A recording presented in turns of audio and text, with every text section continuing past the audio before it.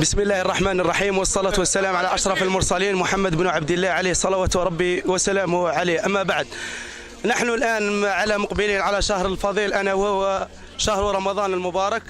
يعني من المنبر هذا يعني أسوام يعني في المتناول إن شاء الله، كما يقول لك منا على قادم الأيام إن شاء الله تكون تنخفض السومة إن شاء الله، وإن شاء الله الشعب قاع يأكل، ورمضان يجي بخيره ويروح بخيره. وأهلا وسهلا بك رمضان، ورمضان مبارك لكل الأمة الإسلامية، وشكرا على التغطية.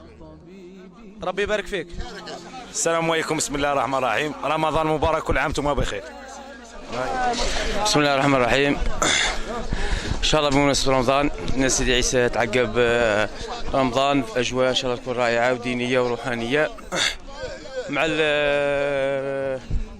الاسعار ان شاء الله تكون مواتيه.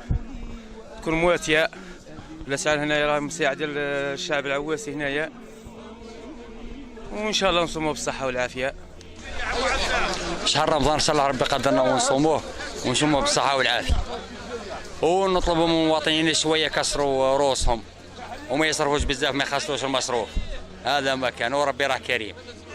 بسم الله الرحمن الرحيم. بمناسبة شهر رمضان المكرم نطلب من الشعب المواطنين يهدوا من بعضهم، ولكنهم كي يلحق راه شهر نزيدوا يطلعوا. هذا شهر رحمة، شهر تغافر، شهر المغفرة، شهر التعاصر بين بعضنا، شهر الأخوة بنتخاووا في بعضنا، مش شهر تعبان نتعداو في بعضنا. شهر قرآن، شهر نزل فيه القرآن، شهر تراحم ما بين الناس والناس، شهر الإنسان ماذا به يتلاطف من الناس، يلطف به رب العالمين. ولا كان عود هزيت روحك على الناس، رب العالمين هز ما في سماه. هذا ما كان، هذا ما عندي ما نقول. الصلاة والسلام على أشرف المرسلين نبينا محمد صلى الله عليه وسلم، وبقوا على خير. نتمنوا للشعب الجزائري صيام مقبول ورمضان يعني كريم، وكل عام وأنتم بخير. ونتمنوا إن شاء الله يعني تكثر الخيرات يعني في هذا الشهر المبارك، ونتمنوا يعني التسامح يعني والأخوة، وتعم يعني البركة والخيرات في هذا الشهر الكريم. ونتمنوا للشعب الجزائري إن شاء الله انه يتراحم فيما بينه، يعني خاصه التجار يعني يتهلاوا في الفقير، يتراحموا يعني ان شاء الله يتقبل الصيام والقيام في هذا الشهر المبارك هذا.